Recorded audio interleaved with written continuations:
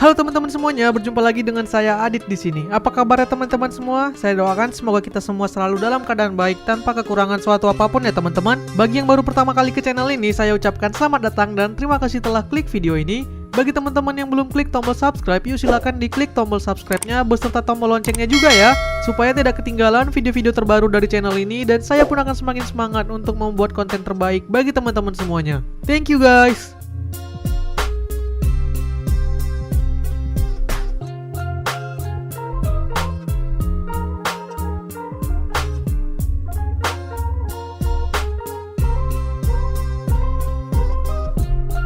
Tecno saat ini sudah menjadi brand yang aktif meluncurkan produk smartphone-nya di Indonesia dan dikenal dengan produk-produknya yang terjangkau namun memiliki spesifikasi yang bagus. Kalau teman-teman sedang mencari smartphone dengan budget di bawah 2 juta, ada seri dari model Spark yang rata-rata dijual dengan budget mulai dari 1 jutaan aja.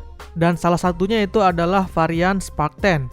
Spark 10 ini terbagi lagi menjadi 3 pilihan. Ada Spark 10C yang paling murah, Spark 10 NFC yang di tengah, lalu yang paling mahal ada Spark 10 Pro. Nah, pada video ini kita akan bahas yang Spark 10 NFC karena menjadi smartphone yang paling ideal dan berada di tengah-tengah antara si 10C dan 10 Pro. Saat ini smartphone ini bisa kita dapatkan dengan budget 1,6 jutaan aja di official store-nya.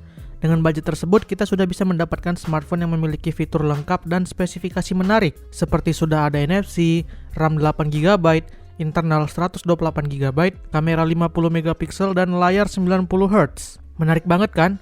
Nah, di video kali ini kita akan bahas dan kenali lebih dalam si Tecno Spark 10 ini dan saya sudah menggunakannya selama lebih kurang 1 bulan.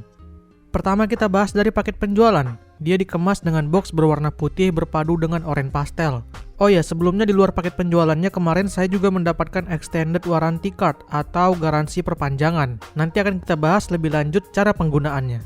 Lanjut, saat dibuka kita akan mendapatkan buku manual dan kartu garansi, SIM ejector, softcase transparan, kabel USB-C dan adapter charger 18 watt. Hanya itu aja yang ada di dalam paket penjualannya. Lanjut kita bahas desain dan fisiknya. Smartphone ini memiliki desain yang cukup menarik untuk kelas harga 1 jutaan. Di bagian depan dia memiliki layar model waterdrop yang masih sangat wajar untuk kelas harganya. Lalu ke belakang terdapat back cover yang berkilau dengan finishing matte, sehingga ini nggak mudah kotor dan nggak mudah nempel sidik jari. Bentuk kameranya dibuat membulat besar dengan konfigurasi 2 kamera berjajar ke bawah dan di sampingnya terdapat flash yang diberikan frame dengan ukuran yang menyerupai kamera sehingga terlihat terdapat 3 bulatan besar pada kameranya. Untuk build quality dan desain saya bisa katakan ini tuh bagus untuk kelas harga 1 jutaan. Nggak terlihat murah sama sekali. Bobotnya saat ditimbang cuma 188 gram dengan ketebalan 8,6 mm. Next kita bahas layarnya. Untuk layarnya, Tecno sudah menyematkan panel IPS berukuran 6,6 inch dengan resolusi HD+ dan refresh rate 90Hz. Layar yang udah cukup luas, cocok digunakan untuk menonton. Resolusinya memang standar, namun sesuai lah untuk kelasnya. Paling tidak kita sudah diberikan resolusi 90Hz yang bisa memberikan transisi grafik yang lebih halus pada layarnya ini. Berbicara kualitas warna, ya so-so lah ya sesuai dengan harganya. Lanjut kita bahas spesifikasi detail dan performa. Dari segi dapur pacu, chipset yang digunakan berjenis MediaTek Helio G37. Bukan termasuk chipset yang kenceng-kenceng banget emang, tapi performanya ini udah cukup untuk sekedar penggunaan casual harian. Ya lagi-lagi harga 1,6 juta, kita mau ngarep yang gimana lagi? At least di sisi memori dia udah diberikan ukuran yang lega. Seperti RAM-nya udah 8GB dan bisa lagi di-extend dengan virtual RAM hingga total 16GB. RAM yang sangat luas untuk kelas harga 1 jutaan. RAM gede ini bakal kerasa kalau dipakai multitasking atau buka banyak aplikasi sekaligus. Ia sanggup menampung banyak aplikasi yang bisa berjalan di latar belakang. Kemudian internalnya juga nggak kalah lega sebab dia sudah diberikan 128GB. Jadi kita udah bisa nginstal banyak aplikasi di smartphone ini ataupun menyimpan file tanpa takut cepat penuh. Kalaupun dirasa kurang masih bisa diekstensi lagi dengan SD card. Saat di benchmark dengan Antutu versi 10, skor yang didapat sebesar 166 ribuan. Masih oke lah. Lalu apakah smartphone ini bisa diajak buat ngegame? Oke, langsung aja kita tes. Pertama kita tes PUBG Mobile. Untuk game ini cuma dapat di settingan grafik smooth medium. Di setting ini frame rate yang dihasilkan terasa sangat pas-pasan. Bahkan sesekali cenderung kurang smooth. Wajar ya karena chipsetnya emang cuma Helio G37. Tapi kalau sekedar untuk coba-coba ingin main PUBG masih bisa lah.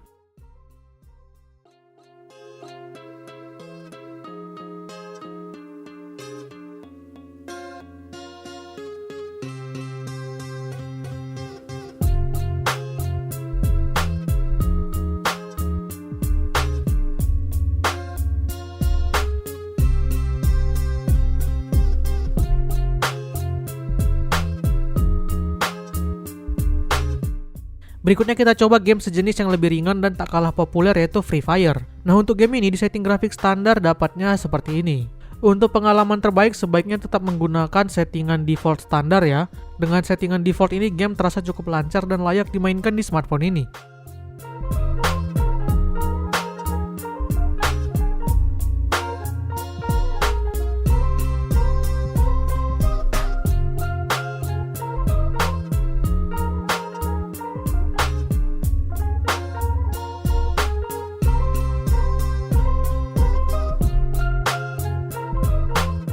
Selanjutnya kita tes Mobile Legends. Karena ini game MOBA maka grafiknya tidak terlalu berat sehingga seharusnya sangat bisa dimainkan di smartphone ini.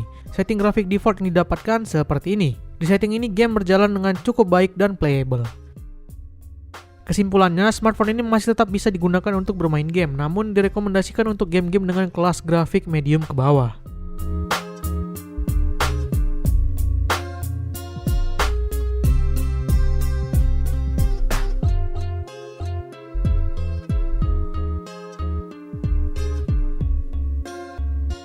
Untuk sensor standar juga lengkap, giroskop juga ada ya. Yang paling menarik tersedia juga NFC sehingga smartphone ini udah bisa kita gunakan untuk mengisi ulang kartu e-tol ataupun melakukan pembayaran secara cashless. Fitur yang masih cukup eksklusif untuk smartphone di kelas harga 1 jutaan.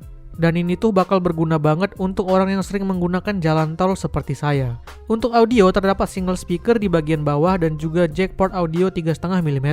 Sistem lock screen-nya juga sudah menggunakan side mounted fingerprint. Untuk jaringan terdapat slot dual SIM non-hybrid yang support jaringan hingga ke 4G. Sistem operasi bawaannya sudah Android 13 ya dengan UI-nya iOS versi 12. Lalu mengenai spesifikasi daya, dia sudah diberikan baterai berkapasitas 5000 mAh dengan adapter 18 watt. Baterainya ini terasa awet, apalagi karena dia kan menggunakan chip low-end yang tentu lebih hemat daya. Baterai ini bisa menemani kita seharian dengan penggunaan casual yang tidak begitu intens. Cuman memang pengisian ulang dayanya memakan waktu yang agak lama, karena saat dites butuh waktu sekitar 3 jam 18 menit untuk mengisi 0-100. Tapi lagi-lagi jika melihat harganya ini masih bisa diterima. Oh iya, tadi di awal saya ada sebut kalau sekarang jika kita membeli Tecno Spark 10 ini maka akan mendapat kartu garansi perpanjangan. Sehingga total garansi yang diberikan Tecno pada smartphone ini mencapai 2 tahun. Wow, garansi yang cukup panjang ya, apalagi dibanding dengan garansi rata-rata yang diberikan brand lain yang biasanya cuma 1 tahun. So dengan adanya ini kita jadi bisa tenang lebih lama saat menggunakan smartphone ini karena kita mendapatkan perlindungan yang juga lebih lama. Tecno berani ngasih garansi 2 tahun mengindikasikan smartphone mereka ini berarti awet dan bagus build quality-nya. Untuk mengaktifkan garansi perpanjangan ini, pertama kita buka Car Care app di smartphone-nya dan kemudian pilih negara. Lalu buat akun. Setelah itu input nomor yang terdapat pada kartu garansi perpanjangannya. Tunggu sampai aplikasi mengenali nomor tersebut. Setelah berhasil, lalu isi identitas diri yang diminta, maka aplikasi akan melakukan verifikasi. Tunggu hingga selesai, nanti akan ada notifikasi berhasil seperti ini dan juga dia akan masuk ke email. Jika sudah, maka selamat, garansi tambahan 1 tahun lagi telah berhasil diaktifkan. Oke, terakhir kita bahas kamera. Pada bagian kamera, smartphone ini sudah disematkan 2 lensa pada bagian belakang yang terdiri dari lensa utama 50 MP dan lensa kedua deep sensor 0,08 MP.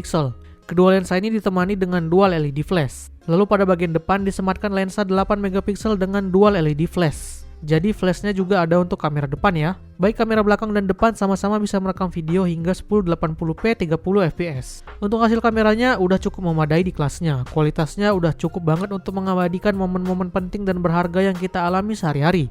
Apalagi internalnya juga gede, jadi kita bisa mengambil foto atau video yang cukup banyak tanpa takut penuh.